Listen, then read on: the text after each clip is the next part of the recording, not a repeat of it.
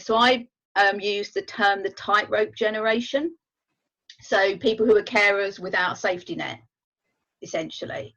And I, think that we need to talk more about people who are caring without a safety net, because we know just from the numbers of people in this country who don't have any children at all, let alone all the other people who may not be able to rely on their family for support for whatever reason, that we're talking about, millions of people.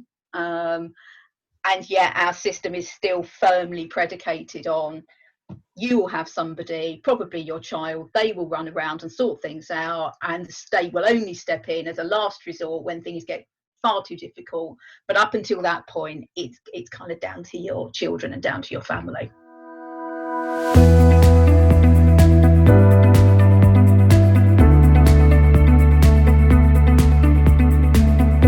Welcome to the Full Stop Podcast with Berenice Smith from Walk in Our Shoes, Sarah Lawrence from After the Storm, and me, Michael Hughes from Married and Childless. If this is your first time here, our podcast is centred around supporting the childless not by choice community. Our aim is to be a focal point for the community, and with our special guests, show you how to manage your grief and the issues specific to us. And by example, show that a full and happy life can be had without those children we dearly wanted. Now, this episode we are focusing on ageing without children, something the girls and I are acutely aware of, and lately has become a real passionate subject for me. And yes, I get a little bit worked up in this episode. Now, we were extremely fortunate to have as our guests Kirsty Staunton, Denise Jackson and Ming Ho. Let's get Sarah to introduce them. Right, morning everyone. Well, I say morning, we're recording this in the morning. Welcome to the latest episode of Full Stop Podcast. We are focusing today on ageing. Now, we know from personal experience that ageing is quite a concern for our community, not just in terms of us ageing without children in our lives, but also in terms of caring for our ageing parents. I know that both Michael and myself are impacted by looking after our parents as they age, and it brings up the fact that you're not going to have somebody looking after you potentially as you age. So it's got a lot of stuff that it brings up for our community, and that's why we wanted to talk about it today in this episode. So joining us today, we've got Ming Ho. Ming Ho is a writer, a TV, film, and basically a dramatist. She's got a wonderful blog that Berenice has been reading and can really recommend, called Dementia Just Ain't Sexy, which I think we can all chime with. Denise, who is joining us, Denise Jackson, is semi-retired, but she is a former carer, and she works in the voluntary sector now, and she works a lot with unpaid carers. And then lastly, we have Kirsty Staunton from Ageing Without Children, AWOC, who obviously focuses a lot on our community and how we are ageing without children, but it does affect other people as well, not just this community. So it brings in that interesting aspect that we aren't alone in potentially ageing without children to look after us in later life. So welcome everyone. Thank you for joining us. We really appreciate it. Is it useful for me to give some context for people? Yeah, I think so. Aging without children. Yeah? Okay, yeah. I should do that. Okay. I think one of the really interesting thing about ageing without children is what we found was that becoming a carer was the real trigger point for people contacting us. So for most people, they're not really, there are different, as we all know, there are different routes to ageing without children, and that can be whether you don't have any children at all, or that can be, being estranged from your children or whatever. But for most people, when they first contacted us, it was when they became a carer for their parents was the first time they came up against the system, so to speak. So it was the first time they kind of came up against the health and social care system, and were very much like, oh my goodness, this is a nightmare. This is a massive, different organisations, and they don't talk to each other, and there's endlessly, repetitive form filling and repetitive questions, and, an expectation that you'll just have somebody who's kind of going to run around and find out information and, kind of act as a go-between between all these different organisations. So that, people, that was the first, I think, that's the first real time a lot of people are like, okay, what's going to happen to me when I get older? The second thing, and something that I didn't realize until I started to kind of like really dig into this, was when carers are talked about, a lot of the times when we see the narrative around carers, it's around the sandwich generation. So people who are caring for their parents and people who are caring for their teenage children at the same time.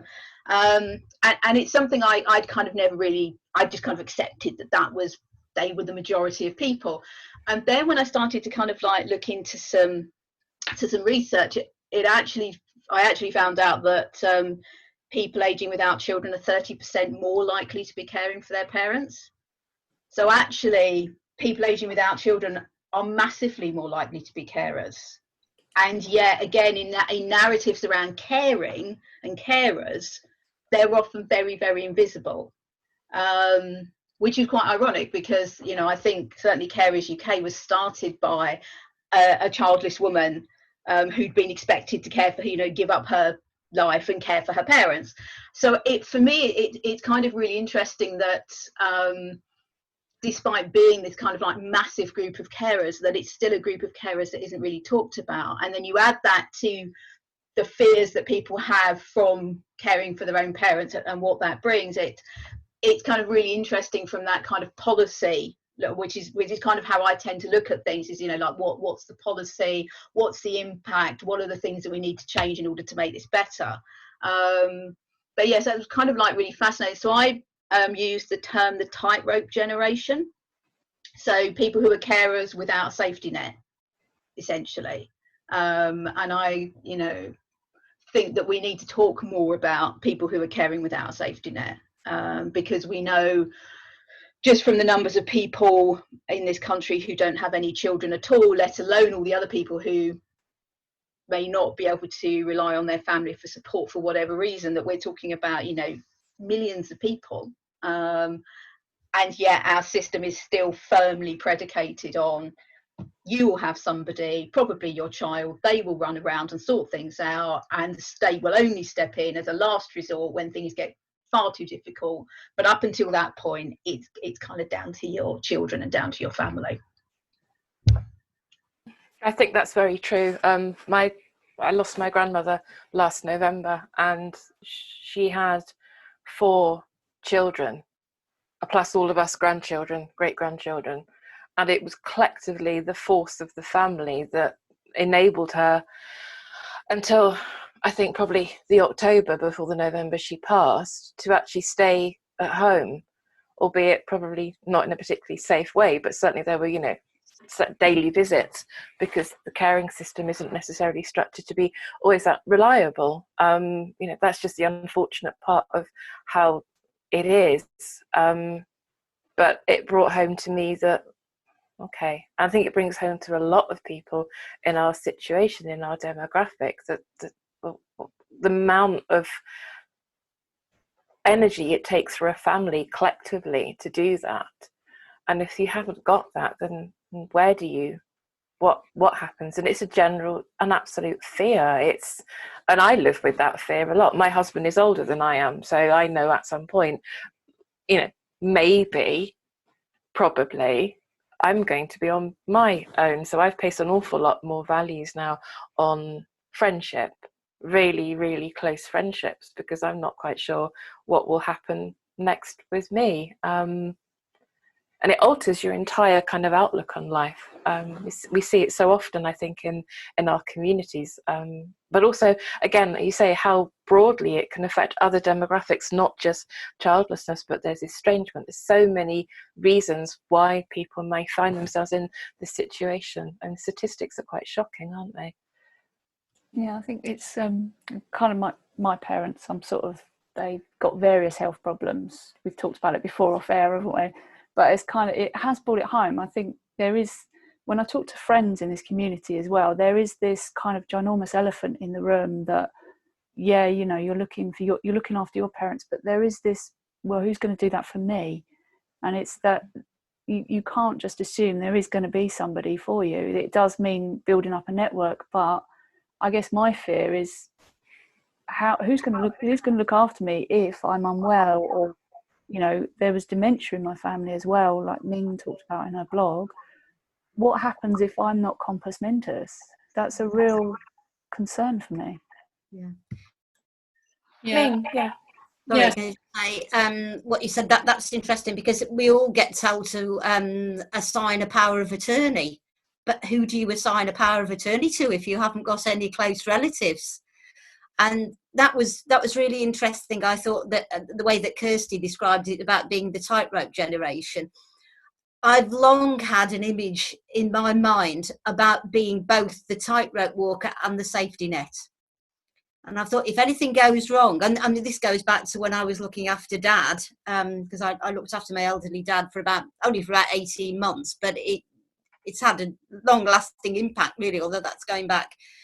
He passed away 12 years ago now, but that's something I'll probably just talk about a bit later.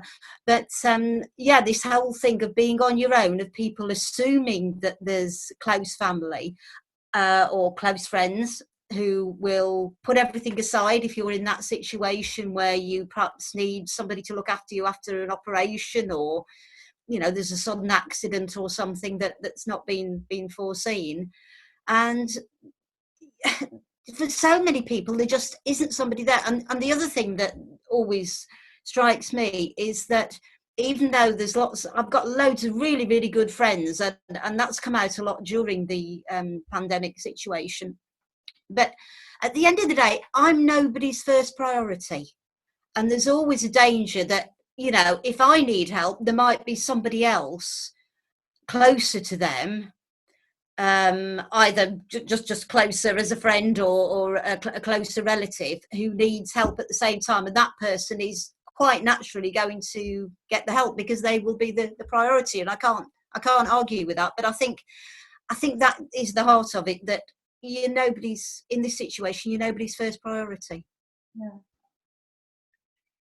I think that came home to me very much when 7/7 happened. If you remember the day when there was the tube bombings in London, and another one potentially 2 weeks later, and it was the first time I'd gone back into London Central. I live in North London, and I'd gone in for an appointment 2 weeks after 7/7. And everything was shut down again, and we thought it was the same thing happening. And I had to go and, you know, shelter inside a building for several hours while there were helicopters outside and things. And it did really strike me that actually there's nobody who would, I was thinking, how am I going to get home? Even from here, I've got to try and walk all the way home because all the transport had shut down. And for most people, they might think, well, I'll just call my husband or my kids, or, you know, and I had nobody that I could, you know, call and ask them to put their life at risk just to give me a lift home, you know. And that seems a very kind of simple thing at the time, but it makes you think about the wider context, and very much that you are nobody's first priority. I've looked after my mum. My mum had dementia for probably over 20 years from the earliest symptoms, and I'm an only child. And she was an only child, and my dad died when I was a student. So we'd had 20 years of me going back and forth. I live in London, she lived in Gloucestershire, about 2.5 hours away. And again, she was very independent in herself to begin with. She had a few physical issues, you know, just things like arthritis, where she had a few falls. Now, I think, Denise, when you say about emergencies like an operation or something, I think, yes, that's bad enough, but actually there are structures in place for those, because social services will help you with those. There will be a GP surgery who knows about you having had an accident. You might be admitted to hospital. I think over the years, what I found was actually much more difficult to deal with was long-term degenerative disease, where there is no, you know, daily emergency from a social services point of view, but you as the carer, who doesn't even realise that they're a carer, is firefighting crisis after crisis on a daily basis. So you are the person who's principally responsible, but there are no services that are there geared for you, because as far as they're concerned, it's just, as they put it, social care. It's just a bit of help with this and that. What people don't realise is the huge amount of advocacy that goes into even quite simple things. And even if there are services available or benefits or, you know, any kind of state support, very often people don't even know about it. And if they're a vulnerable person who doesn't have cognitive capacity, you need somebody who does see them as being their first priority, who is going to spend all of the time doing that stuff for them. And it's not something that you can pay a stranger to do. It's not something you would go to a solicitor for. It's not something really that you could even rely on even quite close friends for, because it's looking into your financial affairs. It's doing quite mundane things. It's like going to the cash point for you. And increasingly it gets to be intimate, personal things as well. When my mum got to the stage where she didn't realise quite what she was doing, and you know, she wasn't keeping up with her personal hygiene, I had to find her a residential care place behind her back, because she couldn't understand that she needed that. And I found that hard enough myself, because I don't have a partner and I don't have children. But it's really put it home to me what a wealth of effort and time and love and care went into all of those years. And I'm very much aware that there isn't anyone that I could rely on to do that for me. You can't rely on even your friends that you've known for years. You wouldn't want them doing the most intimate stuff. You can't expect them to do a lot of legal and financial stuff. I've got people that I've nominated as my attorneys now, but even since we drew up those documents probably 10, 15 years ago, I'm aware that their life circumstances have changed and they've got other responsibilities that I don't really want them to have to deal with all of that stuff. Even just things like clearing a house. You know, my mum went into a home and I had to clear our family home and sell it and get maintenance works done and deal with all sorts of stuff. That took me 18 months because I wasn't living there. You know, I've had to move her into 2 different homes. I had to clear her room after she died, organise her funeral, do all of her probate. And obviously I do that because I loved her and I always wanted her to have the best of everything. But it is a full-time job, really. And, you know, a close family member will do that because, you know, it's just an instinct and you know, there is no one else obvious to do it. But if you're a person who doesn't have that network ready-made, it's very hard to replicate even a fraction of that, let alone all of it. I think it comes, and this kind of really resonates with some of the stuff that we were talking about yesterday, I think, when we were talking about our conversations around how do you message more about this. And we were talking about it being an awkward conversation. Because a lot of the time, I mean, it was interesting when I first started, you know, campaigning around ageing without children 6 years ago. It was a conversation, it was a message that nobody really wanted to hear, you know, and although there has been some shift on that, it still remains a conversation that we don't want to have. It's a conversation that we don't want to have on an individual level, and it's a conversation that we don't want to have on a societal level or a policy level. And I think one of the reasons for that is exactly as you know, like we've all said, is that to actually put in place something for people who do not have that close family network of support is actually very difficult. It's very difficult to replicate that. I mean, often I remember having a conversation on Twitter once about the limitation of friendships and the limitations of friendships and communities, because there's lots of things at the moment about the solutions to things being in the community, and I think that's definitely true. Some of it is in the community. But I think you're right, there's kind of, you know, what you can expect of your friends. Also bearing in mind that for a lot of us, our friends are the same age as us. And therefore, while we might sort of be able to say, oh, yes, well, you know, while I'm in my 50s and 60s, you know, power of attorney to my friends who are also in their 50s and 60s, when we're in our 80s or our 90s, our friends will probably be in their 80s and 90s too. And feel, you know, like, and, you know, if they're still around, probably be in a position of, well, I don't really want to take this on anymore. This isn't what I might have signed up to that years ago, but it isn't where I am now. So I think, but until we have these awkward conversations, we can't actually properly put some support things in place. And I think that's the real challenge, is we're not having this conversation. And so we're not really talking through the issues. And so we're not coming up with the solutions that we need to come up with. Yeah, I think that's very true. And I mean, going back to what Ming was saying about living in London and having parents in a mother in, I think it was Gloucestershire, was it, Ming? I was in a very similar situation. I moved down to London when I was 19. I'm an only child, by the way, so that complicates matters even more. But I moved down to London to study when I was 19 and ended up staying down there and working down there for best part of 30 years. But I always maintained very close relationships with my parents. And my mum was diagnosed with cancer in 1999. And I helped my dad. My dad was mainly the carer he was the principal carer for my mum. But I mean, I came up quite a lot. I did a lot of contract work, so I put work on hold and spent a few weeks with mum and dad when mum had a big operation in 99, and while she was convalescing, and I was able to gradually sort of fit my work around her needs and dad's needs and supporting them. And then when mum passed away in 2003, dad was actually quite good really for the next 2 years or so, but then his health and his mobility began to decline because he was getting into his mid-80s by then.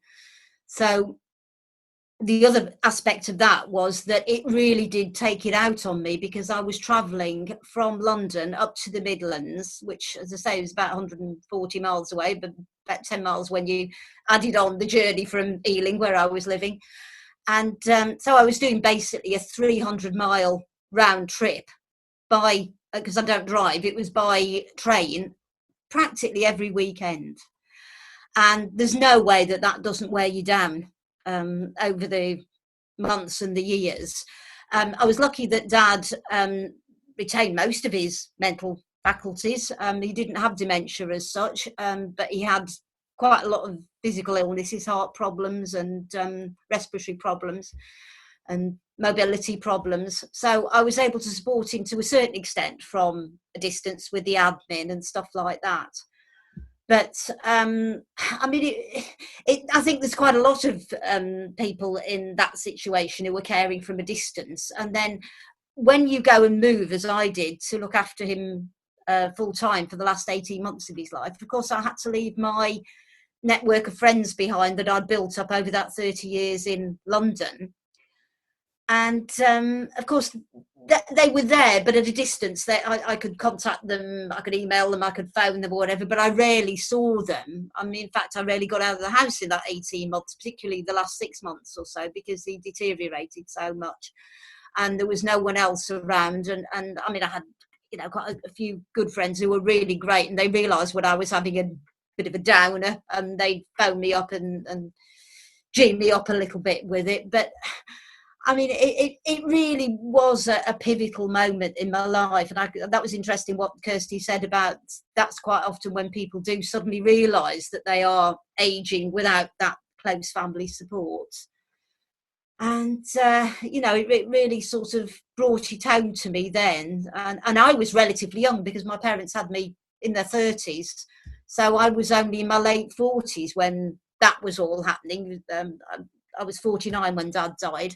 And then, of course, you've got the getting back to work and can you build up relationships again? And, your finances take a huge hit because, as I said, I was kind of organising my work around mum's and then dad's care needs. So, of course, I cut back on the hours of paid work I was doing and eventually gave up altogether.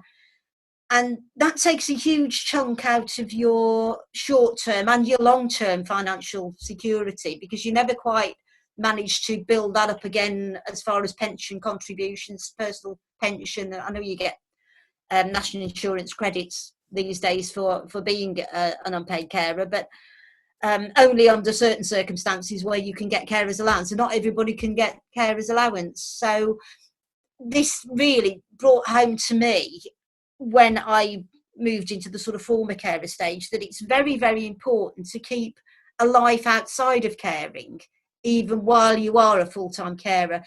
It's very difficult. I mean, I would always advise people, if they can, to remain in work, even if it's only very, very part-time. That wasn't possible for me. But I've known other carers who that has been possible for. And to be honest, it's made the transition much easier, and it's guaranteed a bit more of their long-term security. And the same would go, I would say, for things like friendships, relationships. Don't isolate yourself if you possibly can. And it's too easy to do. But you will need those friends, you will need those relationships and those structures when your caring role ends. And if you're looking after an elderly parent, that's almost certainly going to be the outcome. It's different if you're looking after somebody your own age or younger. That, you might still move out of a caring role if they move into a different era of their life, perhaps in residential accommodation, or in the best case scenario, if it's a child, if they move into, or a younger relative, if they move into a more independent sort of setting. But if you're looking after elderly parents, it almost certainly ends up with you outliving them, and you've then got maybe 30, 40, 50 years of your own life and you've got to pick up the threads, and you'll never go back to exactly the same place that you were before. And I think that is a real danger, that is the point at which people find that what they had before isn't there, and a part of what that was might be a good support network. So it's very definitely worth thinking about that while you are a carer, although you've got 1,000,001 other things to think about anyway, which I totally appreciate. That's not easy. I think it's also adding to all of that. Thank you, Denise. I think that's so interesting to hear what you've said, because I think what we've also found recently with the pandemic, because we are still recording this during the pandemic, is that people can often feel isolated by that too. So the whole social bubbles and connecting with other people as well, and also just in our communities as well. We can often feel isolated. That whole issue of friends, possibly as we get older, becoming grandparents.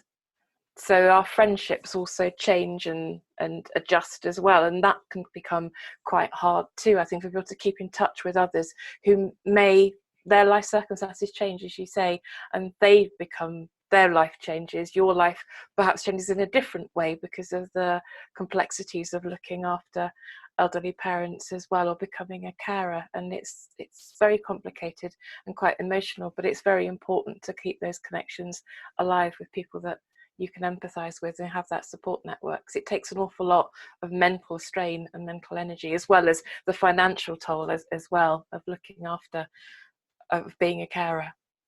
Michael, how does it differ in any way, the care system and how it works in Australia with you?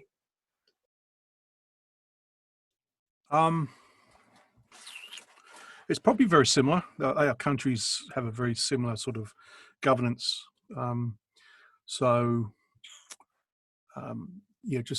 have things like carers allowances, that sort of thing.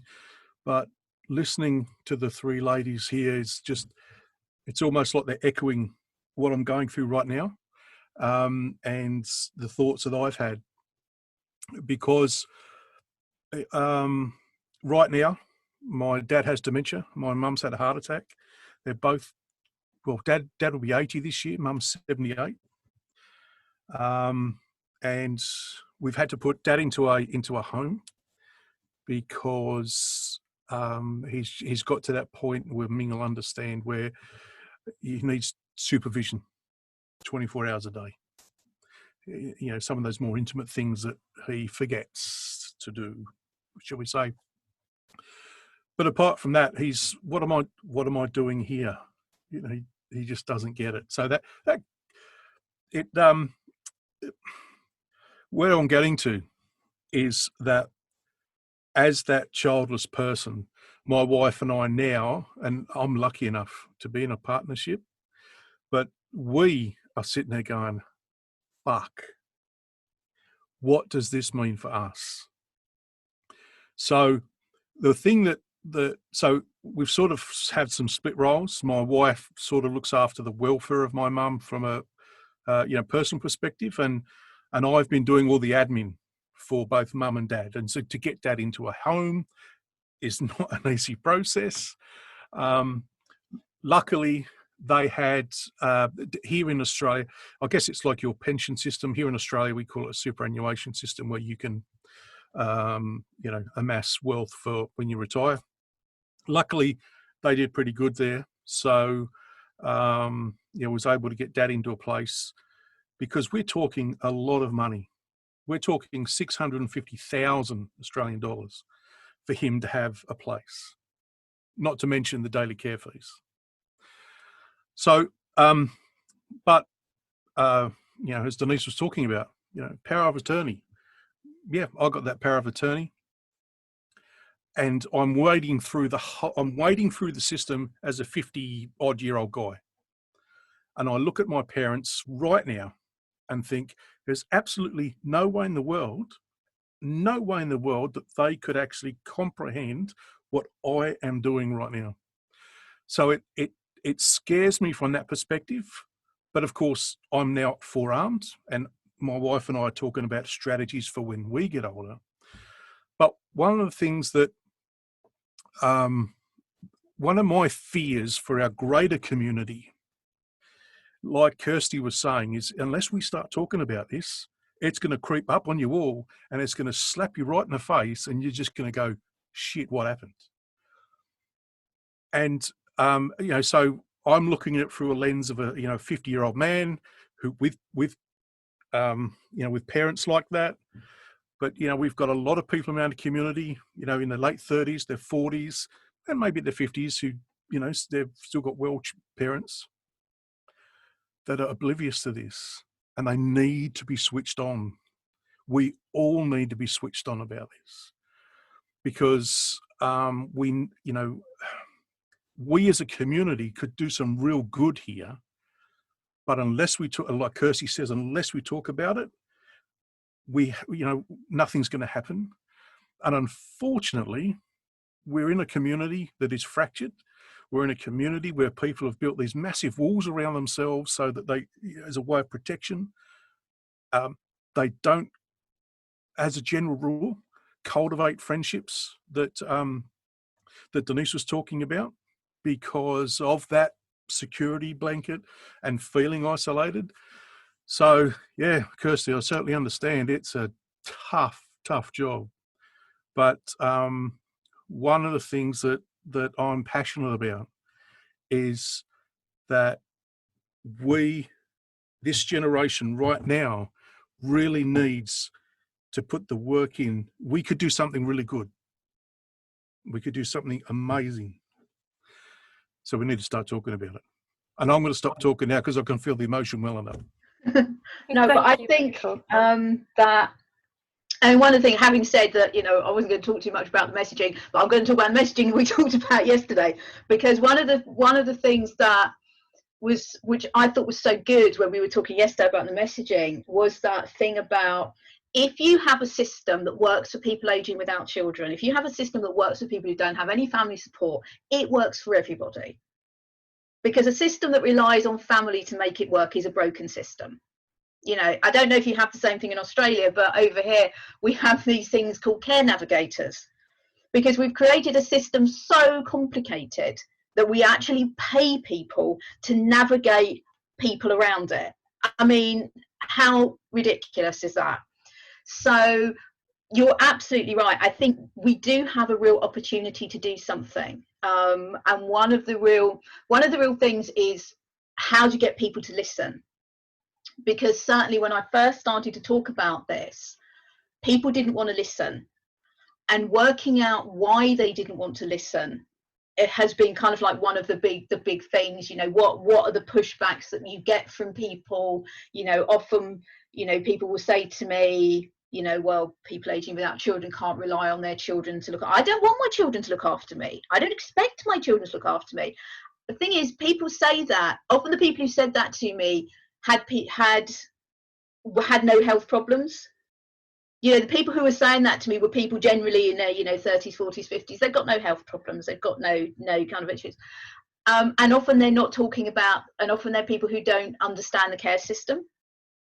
And I always remember going on Woman's Hour with Ming, and when you're on Woman's Hour, people can email in and stuff. And I remember someone emailed in when we were talking, and they read it out on air, and it was something like, I don't expect my children to look after me. I don't want my children to look after me. I didn't have my children for that reason.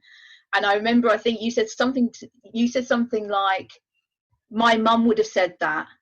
My mum would absolutely have said that. And she would have said that right to the very end of her life. I mean, she didn't even know me for the last 6 years of her life at all. And her knowledge of who I was in relation to her had started to corrode, I would say, even a decade before that, really. But the fact is, I was still there doing all those things for her. So if you had asked her, I mean, certainly she was one of those people who would have said when she was much younger, firstly, she often said to me when I was a child, never put me in a home. But that was because she had never known anyone who'd been in a home, and she never understood why they would have to be. So it was just, and people will often say this quite flippantly, never put me in a home, just shoot me. If I get that bad, just shoot me, ha ha. And you think, yeah, but you can't actually. You can joke about that, but when it actually comes down to it, firstly, if you have something like dementia, you probably aren't going to realise that you have any care needs at all, as my mum didn't. Some people do, and I think those tend to be people who have younger onset, who are more aware of a sudden change in their capacity. Whereas for someone like my mum, who began to, I would say, when my dad died, she was in her early 60s. He died young. He was only 52 and he had cancer. And I think from that time onwards, looking back, that emotional shock started some early symptoms for her, but they were very gradual over a very long time. And during a lot of that time, she was fine as far as her daily living was concerned, but there were things increasingly that she struggled with in terms of memory and capacity, and later on paranoid symptoms and delusions and things like that. Now, she wasn't aware of those at all.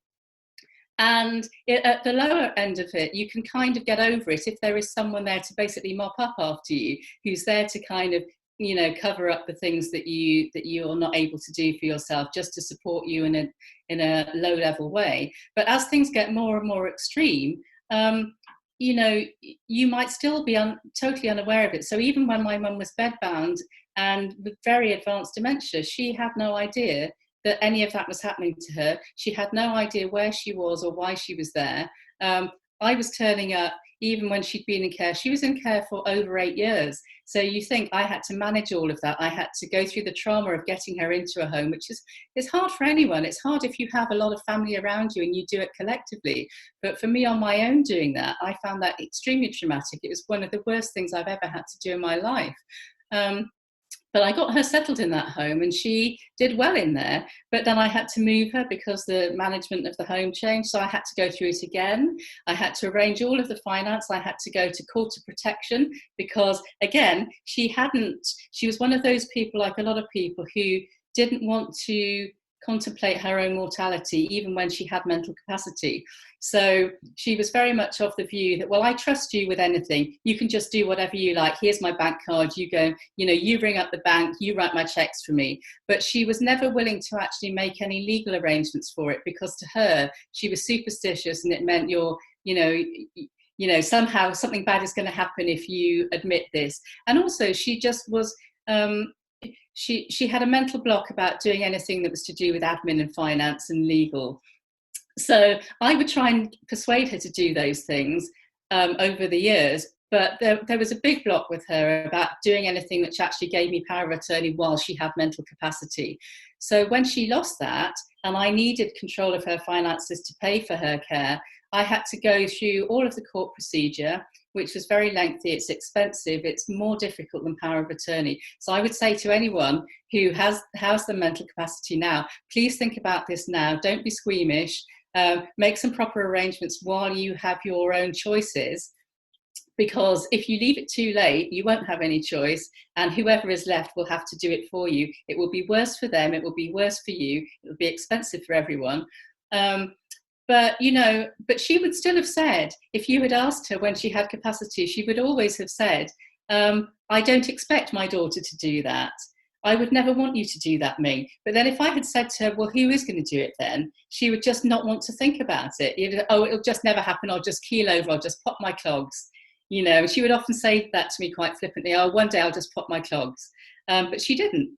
She lived for over 10 years with very severe mental incapacity. And that's a situation she never anticipated nor planned for, and she closed her mind to it, and I had to deal with it all, unfortunately. I think I totally understand that, Ming. I was lucky that my parents actually, when my dad first got dementia, the first thing they did was they got power of attorney, which was fantastic, because I couldn't actually comprehend what I'd have to do to get that first, compared to what I've had to go through now just to administer their lives. Totally understand that. I've got to be honest. That's I mean, huge responsibility. Sorry, Sarah, go on. that's all right. No, I'll stop. You carry. I was going to say, yeah, it is a huge responsibility, isn't it? And it's something that people don't want to think about. The whole situation of growing older. I mean, people don't want to talk about growing older or think about growing older anyway. We all feel much younger probably than our biological age is. I know I do. But the other thing is that, I mean, they don't want to think about growing old alone. It's just a horrible. It's almost like a taboo thought in our society, isn't it? But I think we're being hit also from a carer's point of view by a double whammy here, because if one thing has been driven home to me during this pandemic is that carers, and I'm talking now about the unpaid carers, family carers, are basically unrecognised. We seem to have disappeared from view during the pandemic. When people talk about carers, I mean, people automatically think about the care workers. All those poor carers who are not being treated on a par with the NHS workers, and you know, they're not getting the PPE, they're not getting all the stuff to be, you know, what they need to be working in the care homes and in the community if they're domiciliary care workers. But I think I read a statistic somewhere from Carers UK, that said that there's an approximate 4 million people have taken on unpaid caring responsibilities since the beginning of the pandemic, mainly due to lack of services, withdrawal of services that were previously there, such as day centres and other organisations that have dropped out of providing the hands-on care or the face-to-face services. So that adds up to about 13.5 million estimated unpaid carers in the UK. Now that to me is a hell of a lot of people to be ignoring, particularly when you stop and think, if you stop and think about it at all, as most people don't seem to, that if even a fraction of those people step back from their caring responsibilities, the NHS would probably fall over a lot faster than it would have fallen over with a really sharp peak of the coronavirus. But it's kind of because that's not going to happen, because people are so... If you're a carer, by your very nature, by definition, you are caring, and you are going to do everything you possibly can to keep that person out of hospital. I mean, they may come to a stage, as Ming was saying, where, you know, the care needs are such that they need to go into residential care, nursing care or whatever. That happened to my dad at the very end of his life. He had continuing care for the last couple of weeks of his life, basically hospital care, but in a care home setting. But if there's going to be, because of demographic changes and what we've been talking about, a lack, you know, almost a missing generation, because people now perhaps only have one child, where in the past they would have had 2, 3, 4 or whatever, then that situation is going to come about by default anyway. That there's going to be, you can't get away from the numbers demographically. There's going to be a generation there that are not going to have the support coming in from the younger members of their family. So it's something we've got to, it comes back, we've got to talk about it. It's not an issue that's going away as far as I can see. No, it's not. And I mean, I think it's interesting. I probably have a slightly different angle on the unpaid carers thing, because I personally wouldn't say they were ignored, because I saw quite a lot of stories in the media about unpaid family carers and what they were doing. I don't think that it's the carers are ignored. I think it's just they're completely taken for granted, because every story was basically like, oh, these people, aren't they wonderful? Where would we be without them? You know, isn't it fantastic what they do? We're not actually going to put anything in place to support them. We're not actually going to give them a proper carers allowance. We're not actually going to do this. We're not actually going to do that. We're just going to go, aren't they brilliant? And aren't they brilliant isn't anywhere near enough. And I think you're absolutely right in that there is a complete there is a complete lack of recognition and understanding about the reality of what the system would look like if, as you say, if every unpaid carer, every unpaid family carer suddenly down tools and said, we're not going to do this. The whole system, I'd give it about 48 hours before it went. And I think it's really interesting that, you know, every policy document that I read will say older people in their care of family and carers.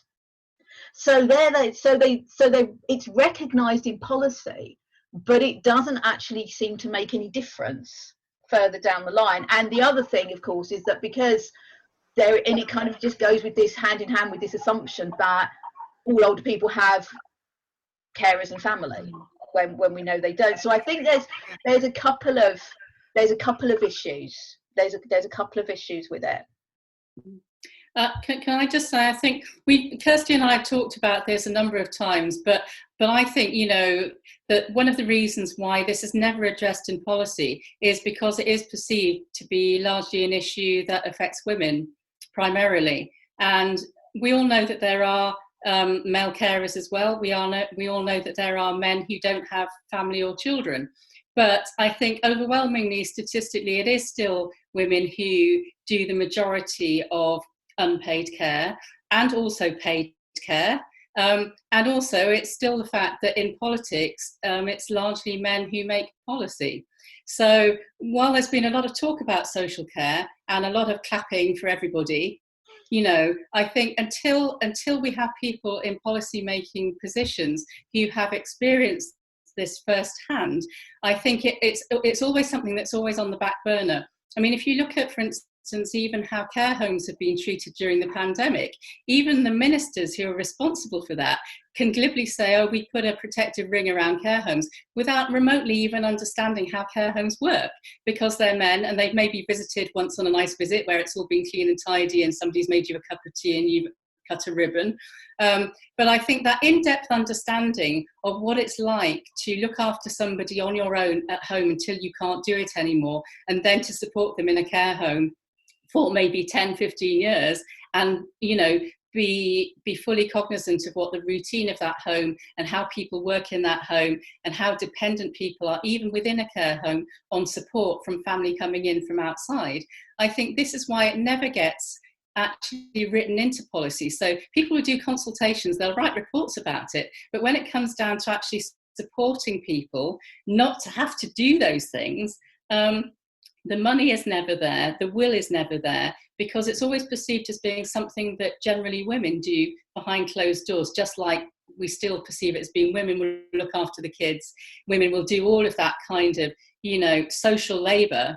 And we don't actually have to put anything in place for it because it will get done anyway, and it's just part of life. It's just like, you know, you get up, you brush your teeth, obviously you're going to, you know, look after your kids, wipe their nose, wipe your mum's bum. And I think this is how politicians see it, as being, well, we know that occasionally we have to say thank you and we have to give them a clap, but actually we don't have to make any political structures for it. We don't have to actually put any funding in place, because we just take for granted, yes, as Kirsty says, we know it's there, but we're not really interested in it because we just see it as being like, well, you know, it's just part of life, isn't it? You know, people have kids, they pop them out, you know, they don't necessarily expect to be supported on a daily basis with the fact that they've got kids. But for an adult who is completely dependent on somebody else, who is never going to get more independent, they're going to get less independent. I think politicians don't really take that on board, and that's why it's always on the back burner, because politicians, come election time, are always looking at things which appeal to their fan base, which is generally cuts in taxation, things to do with young people, jobs, schools, universities, you know, yes, childcare, because that's something that they think everybody experiences. Now, again, we're talking about 1 in 5 people who don't experience that. That's 20% of the entire population who are being just glided over, really, because it's always assumed that, well, they'll muck along somehow. And I think that's why it never gets really addressed, because politicians don't personally experience it, or at least politicians at policy making level. I mean, I think we all know a lot of good backbenchers in social care who are genuine people who really do understand and who have tried their best through successive governments to make change. But when it all comes down to who actually gets those top jobs, people like Matt Hancock, Jeremy Hunt,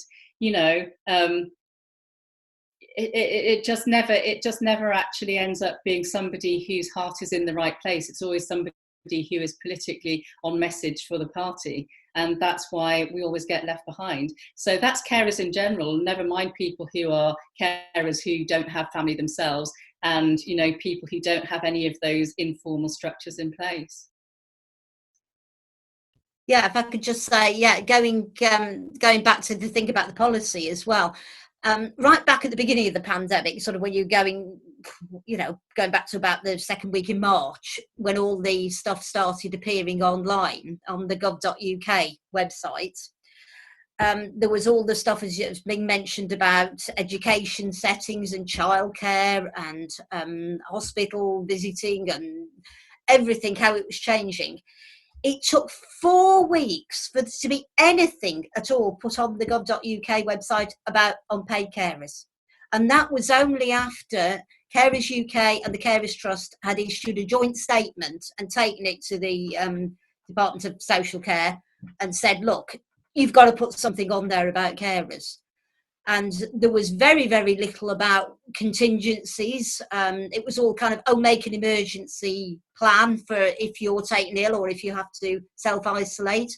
Nothing about the fact that a hell of a lot of carers are actually, they are the contingency plan. They are the care plan of last resort. So they're not going to have anything available family-wise, as we were saying.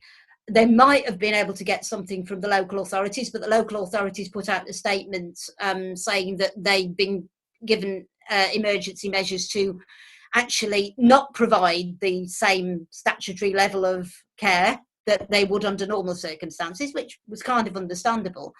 But again, it was assumed there's always somebody that a carer can go to.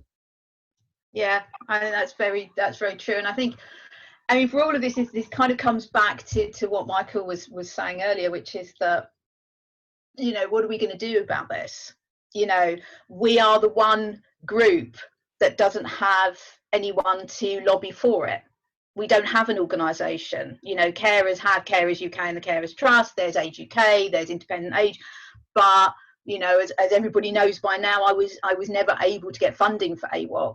And so they were, we were never able to create an organisation that lobbies for people in this position. And so, we need to find a way of being able to lobby collectively, because I think, as Michael said, there is power in this community and there are numbers in this community. As Ming said, like, it's 20% of people over the age of 50. In the UK, that's around 4.5 million people. That's a lot of people.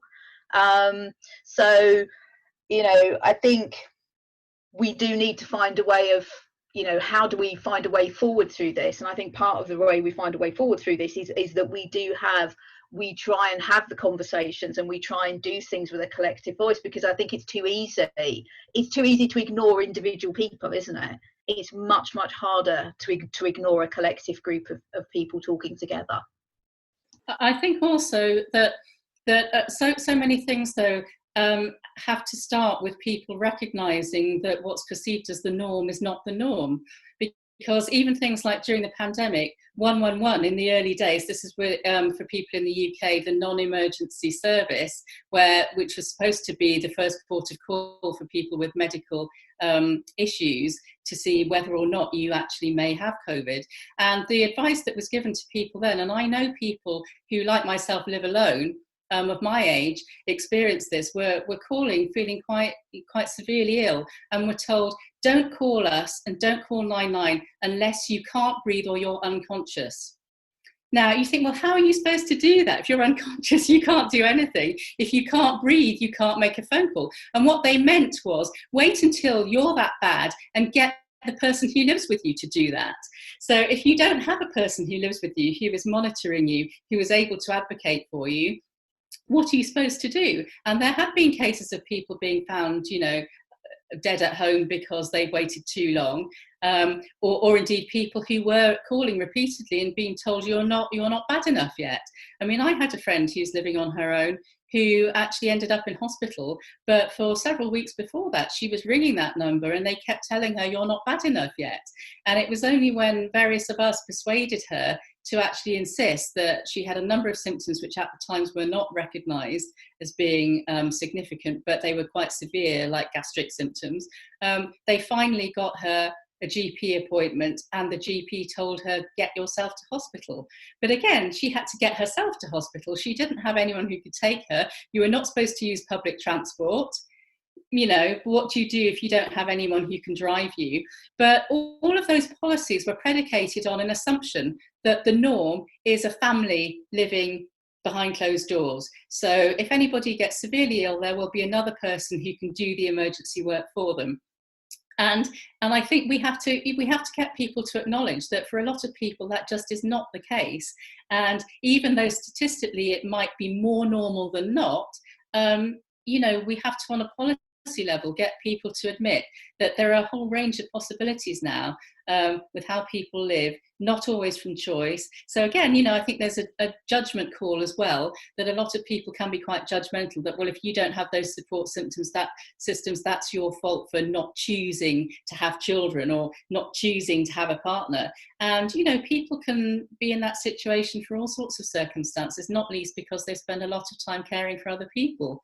You know, maybe a lot more selflessly than people who have a lot of support around them. So I think there's a lot of preconceptions that have to be challenged. And yes, we do need a lobby organisation to do that collectively. So much to do, isn't there? But it's quite overwhelming, isn't it? It's like, yeah, it's not until you start picking at the surface you realise how much is going on. I mean, it's sort of, somebody touched on it before, forgive me, I can't remember who it was, but they sort of said 30s and 40-year-olds aren't really thinking about this issue or having to engage with it. I mean, obviously I am engaging with it. I'm in my 40s, but it's because I saw what happened to my granddad, and he had dementia too. And although he had a family, the treatment he received wasn't that fantastic. And even at that age, when I was in my 30s, I'm thinking, this could be me, this could be me, this could be me. And that's why I'm passionate about actually how do we start to address this. And I think it starts with the fact that the realization that we've got no one else to rely on but ourselves to start looking at this issue, talking about it, and thinking about, well, how do we get this organized so that we are starting to sort of say, well, hello, over here, we are here, we need you to start making these policies and these decisions because we're not going to be ignored anymore. But it's making that inroads, isn't it, into doing that. But also doing it with that compassion, isn't it? That it's so easy, I think, with any subject that you talk about around childlessness, that it can devolve into them and us. And that lack of empathy is so hard on the most basics of subjects. You know, it can just simply be something very simple, like something's been said on the television, a programme, something about something. To actually then take that to the level of, okay, this is a serious situation that affects so many people. You know, that engagement has got to be there from the other side. I'm using air quotes here for benefit of people that obviously can't see me, but it is that other side, and having a joined up thinking, because I think so many decisions that are made in government and in care seem to be made by people who have that traditional family setup. It's almost its own form of prejudice somewhere along the line. It's not opening up that conversation. I think absolutely, yes, it's got to be a collective voice. And then I come from a family where we don't talk about that sort of thing. Well, my mum does, but other parts of my family don't. And it's largely just ignored. Yet we've all got direct experiences of it through grandparents and parents, but it's a really difficult conversation to have, because it involves very personal things, you know, intimate care at the end of the day, you know, funerals. It's not quite so simple as saying, oh, well, again, I'm going to a care home, you know. And again, actually, there's that whole thing that's been popping up in my head, because one of my plans is I know roughly where I want to go and live when in my next sort of bit I've picked out the place I want to go to. So I've got some degree of control. But part of me thinks that's absolving other people that I know of that responsibility. And actually, by absolving them of that responsibility, they need to have some responsibility because I still exist. I don't want to go to the other end of the country and then be that, but she lives in Cornwall, she cut herself off, whatever. There you go, spoiler alert, Cornwall. Sorry, Cornwall. But, it's by creating it with our own community, we've got to also have that conversation with people outside of those communities so that they take that responsibility too, which adds another level of complexity to all of this as well. Anyway, that was my rant. I was just sitting there thinking, I made a plan, but actually I've made a plan, but I haven't really. A few people know about it. You two sort of know about it because we've talked about it off air. But yeah, you think, well, that's just me making my own decisions. It doesn't cover everything that everyone here has said, particularly as I with you, Ming, and your mother, and that worry of dementia, because it's popped up in my family numerous times in previous generations. And I think, oh God, is there a gene pool here I need to worry about? I don't know. I'm not sure what the future holds. And there's only so much I think we can make those decisions and prepare for those things ourselves. And we do have to have people we trust. And trust is our trust, or my trust in other people, has been eroded so much because of being childless. It's constantly, daily, I think, at certain points, can feel like it's being chipped away at. And finding people to trust, to look after you when you get older, is also incredibly hard. There's a whole kind of psychological issue, I think, mental health issue here as well. It's big. It's big. It's fucking huge. Pardon the language. I mean, it is though. And I think you nailed it, the trust. The fact that, we are seeing ourselves as a community, and it's us and them, and it's it's every trigger that you can ever have thrown at you is thrown at you because you lose that trust in people, don't you? And so trusting them to look after you in later life is a big stretch. It is. It's massive. It is. When I think about the sort of level of care that my late father-in-law required, that my grandmother required, various grandparents have required, it's something really that I think sometimes you think, well, that's only what children could provide. But then if you look like a grandmother who fought rigorously against care, absolutely, completely, had no plans, nothing in place whatsoever, and absolutely refused to ask for help, then that's also a battle as well. And I'm very much similarly minded to my grandmother. Would I resist all of these? It's a whole kind of thing, isn't it? It's very, very difficult, I think, to sort of to pull that all together. Kirsty, can I ask a question of you? Well, I'd like to ask a question of all our three guests today. If there's one outcome there's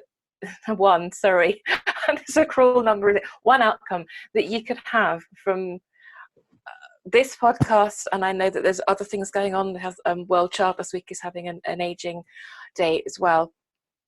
What would you like that to be? What would be that force for change, the force for good that you would like to come out of conversations that we are having here and in other platforms? To talk about it, to have the conversation, to not shy away from it, because in our society generally is extremely ageist. We're very bad at talking about the fact we're going to get older. What we tend to assume is that we'll basically carry on as we are, and then one day we'll just die. And we won't face, generally speaking, we won't face up to the fact that for most of us, if we're lucky to live to a good old age, hopefully we will, the chances are is that at the end of your life, the last kind of couple of months, couple of years, you are going to need help. And being in denial about that isn't helping you, and it isn't helping anybody. So I would say if the one outcome would be for people to start having conversations about it, that I think, start thinking about it, start having conversations about it. That's the really important thing. Thank you, Kirsty. Ming?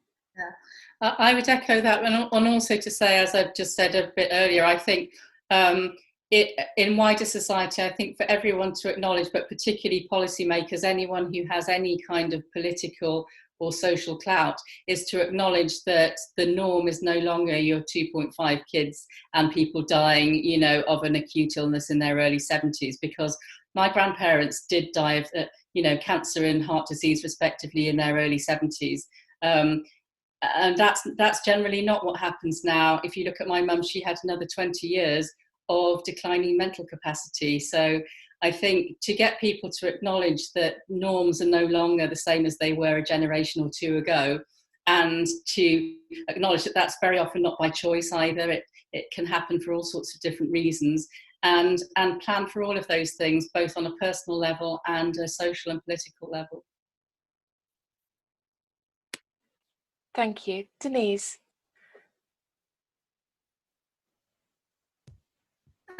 Yeah, very much, you know, the sort of thing that Kirsty and Ming have just said. But I think, you know, basically distilling it down to the fact that it can't any longer be assumed that everybody has somebody to fight their corner and that they can call upon, and who will come to their rescue. That simply isn't the case for so many people, and won't be going forward.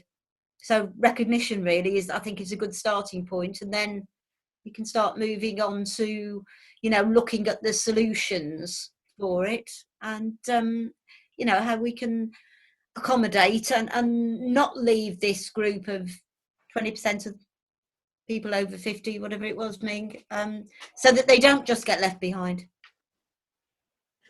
Yeah, I think that's it. I was just looking at some of the statistics that have come up from, where are we? The Aging Well Without Children, and about the numbers of people. I think it might just be worth putting a couple of those, just speaking about those here, in case there are. We do know we have people who listen to the podcast who have children of their own and might not be familiar with all of this.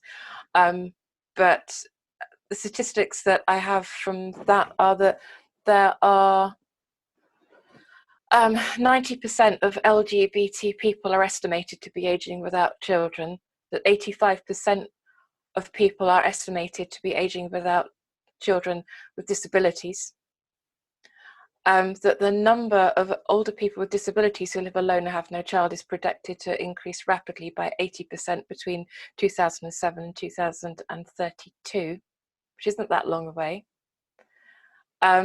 And that by 232 million people over the age of 65 will not be parents.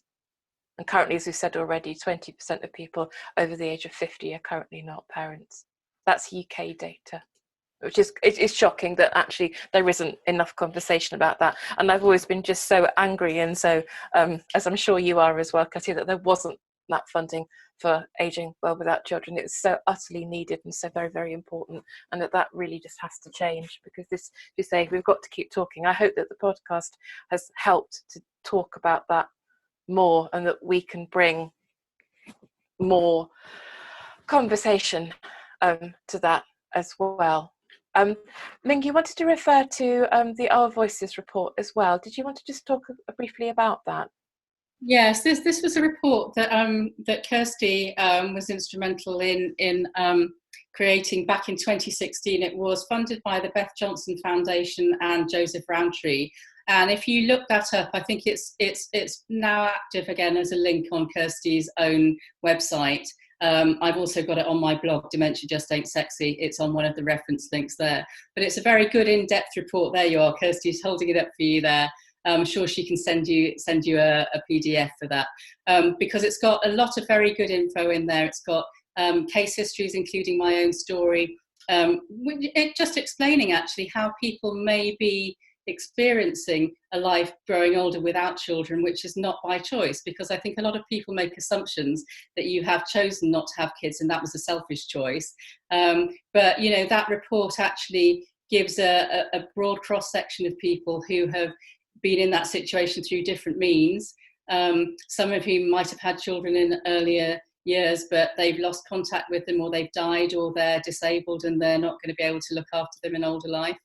But it's also got analysis, it's got a lot of information looking into this in depth. So I think that's a very good resource, that having produced that, Kirsty, it's a shame if more people don't know about it. So please go and have a look and have a read, because I think you'll find a lot of interesting factual information there if you're looking for stats of how many people this affects, the different kinds of situations they might find themselves in. Do go and have a look there, because it's all there, and it's all good work that's already been done.